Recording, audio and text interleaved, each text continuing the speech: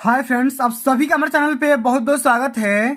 दोस्तों, इस वीडियो के माध्यम से क्लास 10th के बच्चों के लिए गृह विज्ञान का 2024 बोर्ड परीक्षा के लिए एक लेटेस्ट वायरल बोर्ड का पेपर लेकर के आ चुके हैं। और बच्चों, इस वीडियो के माध्यम से मैं आप सभी को इस पूरे वायरल पेपर का फुल सॉल्यूशन बताने वाला हूँ।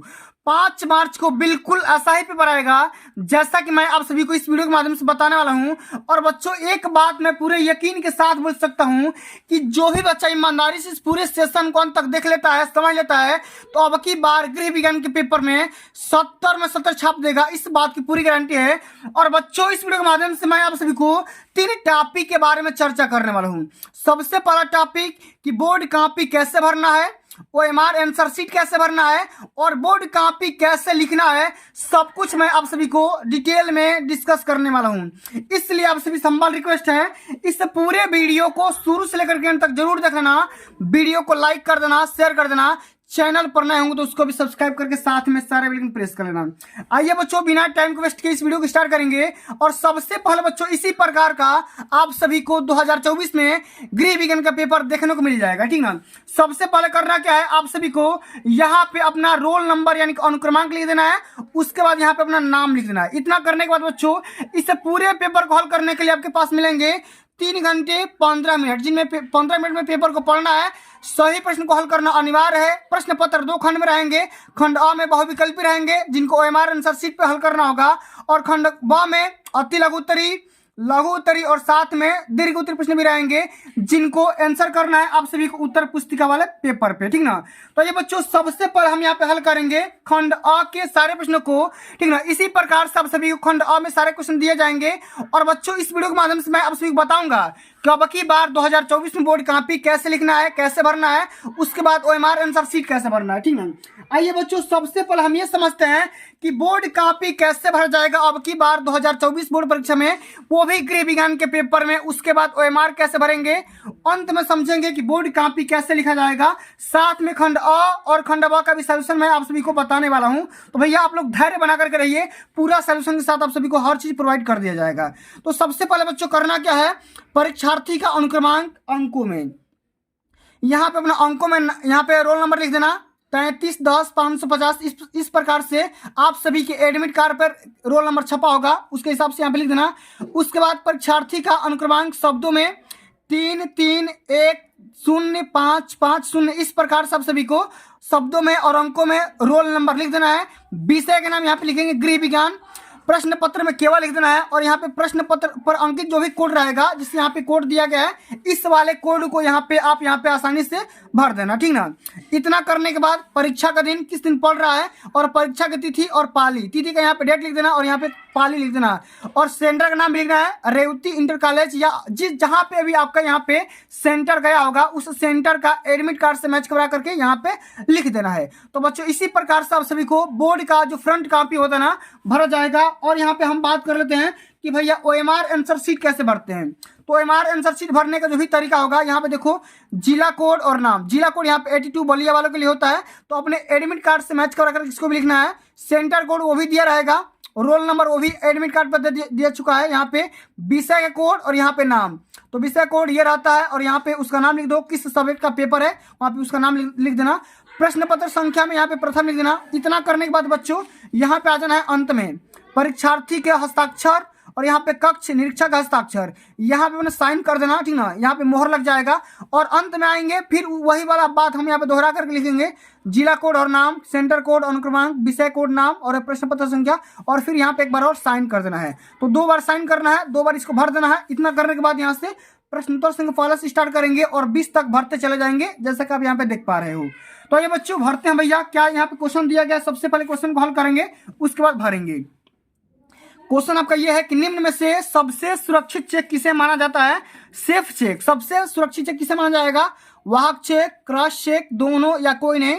तो सबसे सुरक्षित चेक माना जाता है किसको, क्रॉस चेक को, ठीक ना। किसको, क्रॉस चेक को। यहाँ पे option number second right answer हो जाएगा। तो इसको करना क्या है, आप सभी को ब्लू या ब्लैक पेन से OMR आंसर शीट में यहाँ पे ऑप्शन नंबर पहला का सेकंड यहाँ पे दे रहा है, तो इसको आराम से यहाँ पे भर देना, गोला कर देना, ठीक ना। इसी प्रकार सब सभी को ब्लैक पेन से गोला कर देना है, गोला करते जाना है। अगला हमारा क्वेश्चन है कि रोगी को ले जाने के लिए प्रयोग करना चाहिए? चारपाई, डोली या कुर्सी या स्ट्रेचर? तो रोगी को एक स्थान से दूसरे स्थान तक ले जाने के लिए हम स्ट्रेचर का इस्तेमाल कर सकते हैं। चौथा ऑप्शन हमारा बिल्कुल राइट आंसर हो जाएगा। अब चलो अगला हमारा क्वेश्चन पूछा गया है कि अशुद्ध जल से कौन सा रोग फैलता है? बताओ तो बच्चों, अशुद्ध जल से कौन सा रोग फैलता है? इस क्वेश्चन का आप सभी को राइट आंसर बताना है। तो अशुद्ध जल से फैलने वाले रोग का नाम हो जाएगा हैजा। क्या हो जाएगा? हैजा हो जाएगा। तीसरा ऑप्शन यहाँ पे राइट आंसर होगा। तो इसी प्रकार से आप सभी को यहाँ पे OMR में भर देना भाई। एक बार मैंने बता दिया, बार बार टाइम वेस्ट नहीं करूंगा, ठीक ना। वॉशिंग मशीन से बचत होती है समय की, श्रम की, सर्फ की या सभी की? तो सभी की हो जाएगी। वॉशिंग मशीन से समय की बचत होती है, मेहनत भी कम पड़ता है और यहाँ पे सर्फ की भी बचत हो जाती है, यानी कि सभी की यहाँ पे राइट आंसर होगा। अगला हमारा क्वेश्चन है कि ठंडे स्पंज में क्या प्रयोग करना चाहिए? तो हम बर्फ का पानी इस्तेमाल कर सकते हैं। ऑप्शन नंबर इसमें पहला राइट आंसर हो जाएगा। अगला हमारा क्वेश्चन है बाबू कि वाटर फिल्टर में कोष्ठक कितने होते हैं? तो 4 चेंबर होते हैं। इस बात को ध्यान में रख लेना। ऑप्शन नंबर यहाँ पे चौथा राइट आंसर हो जाएगा, ठीक ना। अब चलो अगला हमारा क्वेश्चन यहाँ पे दे दिया गया है कि मोती झरा का संप्राप्ति काल कितना से कितना दिन तक होता है? तो 7 से लेकर के 21 दिन तक होता है। ऑप्शन नंबर यहाँ पे पहला राइट आंसर होगा। अगला हमारा क्वेश्चन है कि रुधिर की सुधि किस अंग में होती है? तो यहाँ पे होती है बच्चा हार्ट में होती है कि फुफ्फुस में होती है कि त्वचा में होती है कि पाचन अंग में होती है? तो जो भी आपका रुधिर का प्यूरिफिकेशन होता है वो हर्ट कर देता है। ऑप्शन नंबर यहाँ पे तीसरा राइट आंसर हो जाएगा। अगला हमारा क्वेश्चन है कि भोपाल दुर्घटना किसका एग्जाम्पल होता है? तो ये था वायु प्रदूषण का, क्योंकि हवा में विषैली गैसेस फैल गई थी और बहुत सारे लोगों का यहाँ पे जान चला गया था, ठीक ना। अगला हमारा क्वेश्चन है कि 8 से लेकर के 14 वर्ष की आयु में नाड़ी की गति कितनी होती है? तो यहाँ पे होती है, यहाँ पे 70 से लेकर के 80 बार तक धड़कता है। ऑप्शन नंबर इसमें चौथा बिल्कुल यहाँ पे राइट आंसर होगा। अगला हमारा क्वेश्चन है कि तलने की सबसे विधि कौन सी मानी जाती है? गहरी, उथली या शुष्क या तीनों? तो तलने की विधि यहाँ पे क्या हो जाएगा? यहाँ पे गहरी यहाँ पे राइट आंसर हो जाएगा, क्योंकि गहरी विधि से हम क्या कर सकते हैं? किसी भी वस्तु को ताल सकते हैं। प्याज की पुलिटिस किस पर बांधनी चाहिए? तो हम बांधते हैं किस पे? फोड़े पर, ठीक ना। ऑप्शन नंबर इसमें तीसरा राइट आंसर हो जाएगा, ठीक ना। तो बच्चों जितना मैं क्वेश्चन बता रहा हूं आज के इस वीडियो के माध्यम से, सारे के सारे question very very most important question है और यही क्वेश्चन अब की बार पेपर में छपने वाले हैं, इससे बाहर नहीं आएंगे। अगला हमारा क्वेश्चन है कि प्राकृतिक असंतुलन से कौन सी आपदा आती है? सूखा पड़ना सही बात है, बाढ़ आना ये भी सही बात है, भूमि का बंजर हो जाना ये भी सही बात है, यानी कि सभी प्रकार की आपदाएं आ सकती है। यहाँ पे चौथा ऑप्शन राइट आंसर हो जाएगा। अगला हमारा क्वेश्चन है कि सूती तंतु किससे प्राप्त होता है? ये हमें वनस्पतियों से प्राप्त होता है, इस बात को ध्यान में रख लेना। तीसरा ऑप्शन राइट आंसर हो जाएगा। क्षय रोग के रोगी के भोजन में किसकी मात्रा अधिक होनी चाहिए? तो प्रोटीन की मात्रा सबसे अधिक होनी चाहिए, ठीक ना। क्षय रोग क्या हो जाएगा? जैसे टीबी हो गया, तपेदिक हो गया, ये आपका क्या होता है? क्षय रोग के अंतर्गत आता है, इसमें प्रोटीन की सबसे ज्यादा मात्रा होनी चाहिए। अगला हमारा क्वेश्चन है कि आदर्श बजट माना जाता है संतुलित, घाटे का, बचत का या कोई नहीं? तो आइडियल बजट हम बचत के बजट को मानते हैं। यहाँ पे तीसरा ऑप्शन राइट आंसर हो जाएगा, इस बात को ध्यान में रख लेना आप लोग, ठीक ना। अब चलो बच्चों अगला हमारे यहाँ पे क्वेश्चन दे रखा है कि चेचक रोग फैलता है। चेचक रोग किसके द्वारा फैलता है? जल के द्वारा, रक्त के द्वारा या वायु के द्वारा या भोजन के द्वारा? तो बच्चों चेचक रोग जो होता है ना, ये हवा के द्वारा फैलता है, इस बात को ध्यान में रख लेना। ऑप्शन नंबर इसमें तीसरा राइट आंसर हो जाएगा, ठीक ना। चलो एक बार अगला हमारा क्वेश्चन देखते हैं कि भोजन कक्ष की देसी शैली में खाते समय खाना रखने के लिए कक्ष में क्या होना चाहिए? तो कक्ष में पाटा होना चाहिए, रैक होना चाहिए, इस बात को ध्यान में रख लेना। Very very most important question है। अगला हमारा क्वेश्चन क्या है बच्चा कि शरीर की बाह्य सतह पर पाए जाने वाले कंकाल को क्या कहते हैं? तो उसे हम बाह्य कंकाल कहा जाता है। ऑप्शन नंबर इसमें पहला बिल्कुल राइट आंसर हो जाएगा। अब अगला हमारा क्वेश्चन पूछा गया है कि श्वास गति एवं नाड़ी गति में संबंध क्या होता है? तो ये होता है 1:4 का अनुपात होता है, इस बात को ध्यान में रखना, क्योंकि बच्चा इंसान जो होता है ना 1 मिनट में सांस 16 बार लेता है या 17 बार लेता है, और वही उसकी नाड़ी का जो स्पीड होता है ना इसका जरा चौगुना होता है, यानी कि 72 बार धड़कता है, 70 से लेकर के 72 बार। तो 17 से 68 यानी कि अप्रैक्स में 1 से लेकर के 4 तक इसका अनुपात हो जाएगा, 1:4 हो जाएगा, ठीक ना। अब चलिए बच्चों हम आगे बात कर लेते हैं। अगला जो हमारा क्वेश्चन आता है ना सेक्शन बी का आता है, यहाँ पे आप देख सकते हो, नोटिस भी कर सकते हो। जो सेक्शन आपका खंडवा आता है ना, ये बोर्ड के पेपर में 50 नंबर का पूछा जाता है। कितने नंबर का? 50 नंबर का। तो बच्चों इस वीडियो के माध्यम से हम यहाँ सभी पूरा पेपर को सोल्यूशन के साथ देखेंगे। मैंने आपको क्या बताया था? पूरा पेपर मैं फुल सोल्यूशन के साथ बताऊंगा और 5 मार्च को बिल्कुल ऐसा ही पेपर आएगा जैसा कि आप यहाँ पे देख पा रहे हो, नोटिस कर रहे हो, ठीक ना।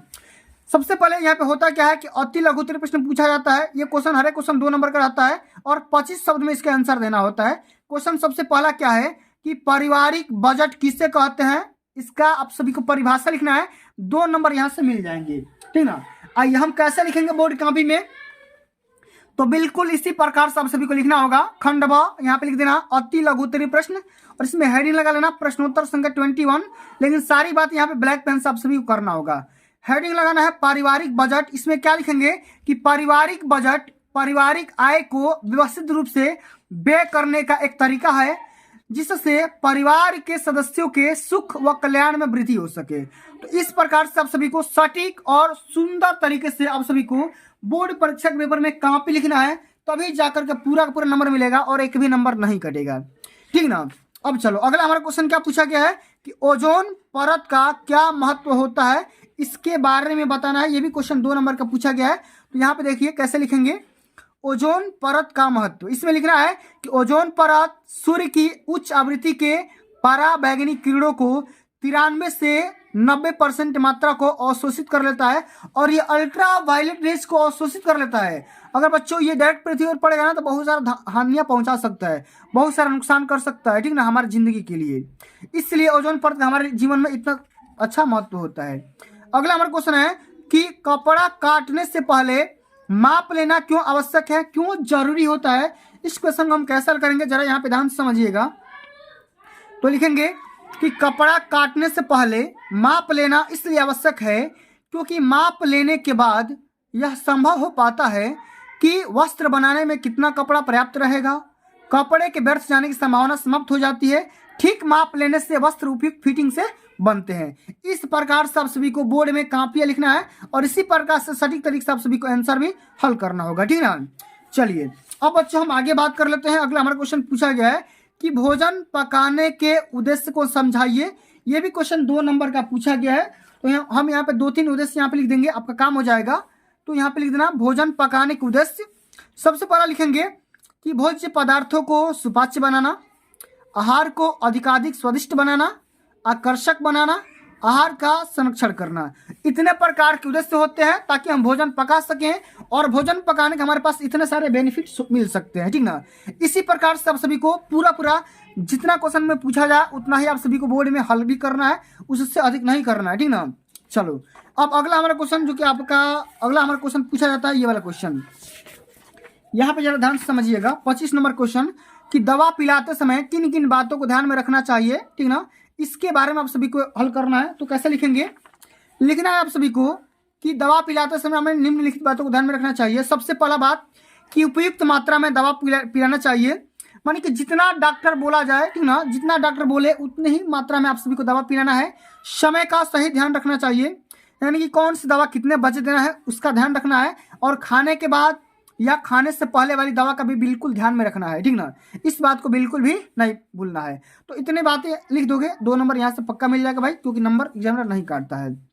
अगला हमारा क्वेश्चन है वेरी मोस्ट इंपोर्टेंट क्वेश्चन है कि तापमान लेते समय 2 सावधानियां को लिखिए, ठीक ना। इसको हम कैसे हल करेंगे, तो 2 सावधानियां मात्र 2 ही के बारे में लिखना है। तो हम यहाँ पे लिख देंगे तापमान लेते समय निम्नलिखित सावधानियां। सबसे पहले मुंह में थर्मामीटर न लगाएं, ये हमारा पहला पॉइंट हो गया, 1 नंबर यहाँ से मिल जाएगा। यदि रोगी को पसीना आ रहा है तो उसे पोंछ कर तथा कुछ देर रुक कर ही उसका तापमान लेना चाहिए। ये 2 बातें हैं जब हम क्या करते हैं टेम्परेचर को सेंस करते हैं, किस माध्यम से, थर्मामीटर के सहयोग से, ठीक ना। तो तापमान लेते समय 2 सावधानियां इसी प्रकार से आप सभी को बोर्ड में लिखना है, 2 नंबर यहाँ से पक्का मिल जाएगा। अब चलो आगे बात कर लेते हैं लघु उत्तरीय प्रश्न के बारे में, जो कि बोर्ड में आप सभी को 50 शब्द में लिखना होगा और प्रत्येक क्वेश्चन 4 नंबर का रहने वाला है। 20 नंबर इस पूरे सेक्शन को से आप सभी को मिल जाएंगे। इसमें अगला हमारा क्वेश्चन है कि पासबुक एवं चेकबुक में क्या अंतर होता है, इसके बारे में समझाना है। तो आइए बच्चों डिटेल में समझते हैं भैया कि पासबुक क्या होता है और चेकबुक क्या होता है, इस दोनों में अंतर किस प्रकार से लिखेंगे, ठीक ना। अब बच्चों हम करें क्या, यहाँ पे इसी प्रकार से आप सभी को बोर्ड में यहाँ पे आप सभी को लिखना होगा। सबसे पहले समझिएगा कि पासबुक का उपयोग खाता में लेन देन का विवरण प्रिंट करने के लिए किया जाता है। सबसे पहले पासबुक का काम क्या होता है कि खाता से हम क्या करते हैं भैया, जो भी हम पैसा ट्रांसफर करते हैं या निकालते हैं उसका हम सबसे पहले डेटा को प्रिंट आउट कर सकते हैं, जबकि चेकबुक के माध्यम से किसी को पैसा देने के लिए किया जाता है। चेकबुक का काम क्या होता है, किसी को पैसा सीधे सीधे अकाउंट में भेजने के लिए काम किया जाता है, ठीक ना। चेकबुक के माध्यम से पैसा हाथ में नहीं मिलता है, वो अकाउंट में ही ट्रांसफर कर दिया जाता है, ठीक ना। अब चलो अगला हमारा क्वेश्चन ये पूछा गया है कि यहाँ पे समझिएगा, अगला हमारा क्वेश्चन क्या है, जरा आप लोग ध्यान से समझिएगा ये वाला क्वेश्चन, कि हड्डियों के टूट एवं मोच में होने वाले प्राथमिक उपचार का वर्णन करना है। तो इसके बारे में हम कैसे लिखेंगे, जरा ध्यान से समझिएगा। इसमें लिखना कि सबसे पहले और सबसे महत्वपूर्ण, टूटी हुई हड्डी को हिलाने से हड्डी आसपास की नसें, ऊतकों और रक्त वाहिकाओं को अतिरिक्त नुकसान हो जाता है। तो इस प्रकार से सबसे पहले जो भी हड्डी टूटी हुई उसको सबसे पहले आपको हिलाना नहीं है, डुलाना नहीं है, बिल्कुल उसको उसी कंडीशन में छोड़ देना है। यदि कोई खुला घाव है तो उसे आगे के चिकित्सा उपचार के रास्ते में एक साफ कपड़े या पट्टी से ढक देना चाहिए, तब जाकर के फर्स्ट एड यहाँ पे हो जाएगा, ठीक है। प्राथमिक उपचार कहने का मतलब क्या होता है भैया, अपने आप से जो भी इलाज किया जाएगा उसको हम प्राथमिक उपचार बोलते हैं। अगला हमारा क्वेश्चन है कि तंबाकू पीना स्वास्थ्य के लिए हानिकारक क्यों है, और हमें तंबाकू क्यों नहीं पीना चाहिए, इस बात को कैसे लिखेंगे, तो यहाँ पे ध्यान से समझिएगा। तंबाकू के सेवन से रक्तचाप अस्थायी रूप से बढ़ जाता है, जिसके कारण हृदय पर दबाव पड़ता है और हृदय स्पंदन प्रभावित होता है। इसके लगातार सेवन से फेफड़े में कैंसर होने का तथा हृदय गति रुक जाने की संभावना बढ़ जाती है। इसलिए तंबाकू हमारे शरीर के लिए सबसे हानिकारक तत्व माना जाता है, इसलिए तंबाकू का सेवन बिल्कुल भी नहीं करना चाहिए। इसलिए हमें क्या होता है, स्वास्थ्य के लिए हानिकारक होता है। इसी प्रकार से बोर्ड में आप सभी को आंसर देना होता है। और बच्चों एक बात ध्यान से समझ लो, जितना क्वेश्चन बोर्ड में पूछा जाए ना उतना ही आप सभी को आंसर देना होता है भैया, आप लोग एक्स्ट्रा सवाल का जवाब मत देना, ठीक ना। अगला हमारा क्वेश्चन है कि भोजन पकाने की सर्वोत्तम विधि का वर्णन करना है। अब देखो इस क्वेश्चन को हम कैसे हल करेंगे, जरा आप लोग ध्यान से समझिएगा। तो भोजन पकाने की जो सबसे अच्छी विधि मानी जाती है वो विधि मानी जाती है भाप के द्वारा पकाना, ठीक ना, भाप के द्वारा पकाना। हम यहाँ पे क्या लिखेंगे, भाप के द्वारा पकाएंगे। इसमें लिखना कि भाप द्वारा पकाना भोजन पकाने का सबसे उत्तम साधन माना जाता है। भाप द्वारा पकाया गया भोजन स्वादिष्ट एवं स्वास्थ्य के लिए लाभदायक होता है। इस विधि से भोजन के पौष्टिक तत्व भी नष्ट नहीं होते हैं। इस विधि में भोजन अधिक जल्दी पक जाता है, क्योंकि प्रेशर कुकर आदि में भाप कर दबाव अधिक बढ़ जाता है। जो भाप का जो प्रेशर होता है ना सबसे ज़्यादा इंक्रीज कर जाता है, बढ़ जाता है, इसलिए हम भोजन भाप के द्वारा पकाते हैं और ये हमारे स्वास्थ्य के लिए सबसे ज़्यादा लाभकारी भी होता है, ठीक ना। इस प्रकार सब सभी को आंसर करना होगा। प्रतिरोधक क्षमता को समझाइए, प्रतिरोधक क्षमता क्या होता है, ये भी question very very most important question है, 4 नंबर में पूछा गया है। तो हम यहाँ समझेंगे प्रतिरोधक क्षमता को 2 एग्जाम्पल और 2 परिभाषा। प्रतिरोधक क्षमता से अभिप्राय किसी व्यवस्था, समुदाय या समाज के द्वारा खतरे से बुरे प्रभावों का समायोजित एवं कुशलता पूर्वक अवशोषण करने, समायोजन करने तथा प्रतिरोध करने की क्षमता के साथ साथ आवश्यक बुनियादी ढांचे एवं कार्यों के संकट से बचाता है। इस प्रकार से हम प्रतिरोधक क्षमता के बारे में लिखेंगे। अगर आपको यह परिभाषा कठिन लग रहा है तो आप यहाँ पे आसान भी परिभाषा याद कर सकते हो कि रोग प्रतिरोधक क्षमता विशेष कोशिकाओं, ऊतकों और शरीर के दूसरे अंगों का एक नेटवर्क होता है जो शरीर के नुकसान पहुंचाने वाले बैक्टीरिया और वायरस से हमें बचाता है। ये होता है भैया प्रतिरोधक क्षमता, ठीक ना। इस प्रकार सब सभी को बोर्ड में कॉपी लिखना होगा और सटीक आंसर यहाँ पे हल करना होगा। अब चलिए बच्चों हम आ जाते हैं दीर्घ उत्तरी वाले सेक्शन पे, जो कि 3 क्वेश्चन और बच गया, 32, 33 और 34। 100 शब्द में देना होगा, 6 नंबर का हर एक क्वेश्चन रहने वाला है। अगला हमारा क्वेश्चन है कि पारिवारिक आय का क्या अर्थ होता है, पारिवारिक आय का प्रकार एवं विभिन्न स्रोतों का वर्णन करिए। तो बच्चों आप तो ये कर लो क्वेश्चन, नहीं तो ये कर लो गृह गणित क्या होता है, इसके महत्व को विस्तार से समझाइए। तो दोनों क्वेश्चन में से जो आपको समझ में आए उस क्वेश्चन को हल करना। मैं आपको बताऊंगा गृह गणित क्या होता है, इसके महत्व को हम डिटेल में समझेंगे। यहाँ पे लिखना बच्चों, सबसे पहले गृह गणित का अर्थ समझेंगे, मतलब समझेंगे, इसका मीनिंग समझेंगे, उसके बाद इसके महत्व को भी समझ लेंगे। तो इसमें लिखेंगे गणित अर्थात संख्याओं के विज्ञान को जब गृह कार्यों तथा गृह व्यवस्थाओं संबंधी क्रियाकलापों में इस्तेमाल किया जाता है तब उसे गृह गणित कहा जाता है। एग्जाम्पल के तौर पे देखेंगे तो बच्चों, बाजार से घरेलू वस्तुएं खरीदते समय दामों को जोड़ना, नौकरों को पैसा जोड़ करके देना इत्यादि, सभी क्या हो जाएगा, गृह गणित के सारा का सारा काम हो जाएगा, ठीक ना। अब बच्चों समझते हैं कि गृह गणित का क्या महत्व होता है, क्या इंपॉर्टेंस होता है इसको भी समझ लेते हैं। इसमें लिखेंगे गृह गणित का छात्रों या छात्राओं के लिए सामान्य गणित का ज्ञान अति आवश्यक होता है। आहार एवं पोषण विज्ञान, वस्त्र विज्ञान आदि का व्यवस्थित अध्ययन करने के लिए कुछ गणनाएं अवश्य ही करनी पड़ती है। जैसे हम यहाँ पे लिखेंगे गृह गणित का समुचित ज्ञान होने से गृहिणियों को विभिन्न प्रकार के लाभ मिल सकते हैं। किसी अन्य व्यक्ति पर निर्भर नहीं होना पड़ता है, वे स्वयं ही रुपए पैसे का लेन देन कर सकती है तथा गृह बजट तैयार भी कर सकती है। अतः हम ये बोल सकते हैं स्पष्ट रूप से, हम ये कह सकते हैं बच्चा कि प्रत्येक गृहिणी के लिए गृह गणित का ज्ञान होना अति आवश्यक माना जाता है। इस प्रकार से हमारे जीवन में गृह गणित का महत्व होता है, ठीक ना। इसी प्रकार से आप सभी को बोर्ड में लिखना होगा। अब अगला हमारा क्वेश्चन पूछा गया है कि घर में सिलाई करने से गृहिणी को क्या लाभ होता है। एक गृहिणी के लिए इसका ज्ञान होना क्यों जरूरी होता है, आप तो ये लिखो और नहीं तो ये लिखो कि नाप लेने की विधियों के बारे में संक्षिप्त वर्णन करिए। तो दोनों में से किसी एक के बारे में आप सभी को लिखना होगा। 6 नंबर का क्वेश्चन है, आप आसानी से यहाँ पे लिख सकते हो। मैं ये बता दे रहा हूँ कि घर में सिलाई करने से कौन कौन सा लाभ हो सकता है और इसका ज्ञान होना क्यों जरूरी होता है। तो बच्चों यहाँ पे देखो लिखेंगे कि घर में सिलाई करने से निम्नलिखित लाभ हो सकते हैं। सबसे पहला कि धन का बचत होगा, उत्तम सिलाई होगा एवं धागों का प्रयोग कर सकते हैं, रुचि के अनुसार वस्त्रों का निर्माण कर सकते हैं, बचे हुए कपड़ों का फिर से उपयोग कर सकते हैं और पुराने कपड़ों का फिर से रीयूटिलाइज कर सकते हैं। आप चाहोगे तो सबके बारे में हेडिंग बना करके 2-4 बातें यहाँ पे लिख दोगे, ठीक ना। 100 शब्द में आपका काम हो जाएगा, 6 नंबर यहाँ से पक्का मिल जाएगा बाबू, ठीक ना। इसी प्रकार से आप सभी को बोर्ड की परीक्षा के पेपर में पूरा कॉपी को हल करना है।